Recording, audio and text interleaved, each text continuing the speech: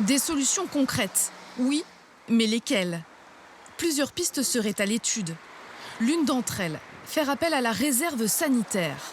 Des médecins, infirmiers, aides-soignants volontaires, rapidement mobilisables en cas de situation exceptionnelle.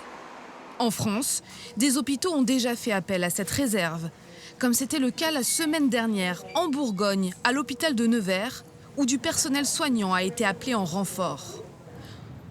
Autre piste évoquée, la mise en place d'une unité mobile composée d'un ambulancier et d'un infirmier. Le CHU de Bordeaux teste déjà ce dispositif. Le binôme intervient directement au domicile du patient en cas d'urgence.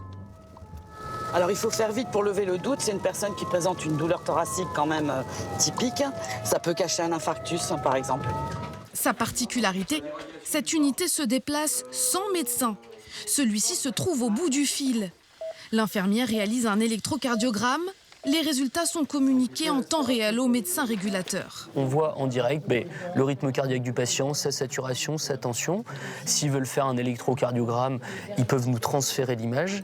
Donc on a le visuel et après on a évidemment le téléphone. Donc on est tout le temps en lien avec ce qui se passe sur place.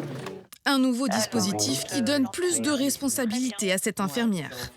C'est toujours une petite pression quand même, du coup, puisqu'on n'a plus de médecin. Là, c'est vraiment nous qui sommes responsables de nos actes et de ce qu'on fait. Nous sommes les yeux et les oreilles du régulateur, pour le coup. Pour désengorger ces urgences, le CHU de Bordeaux a dû revoir son fonctionnement. Un dispositif qui pourrait s'étendre à d'autres hôpitaux, comme celui de Carhaix.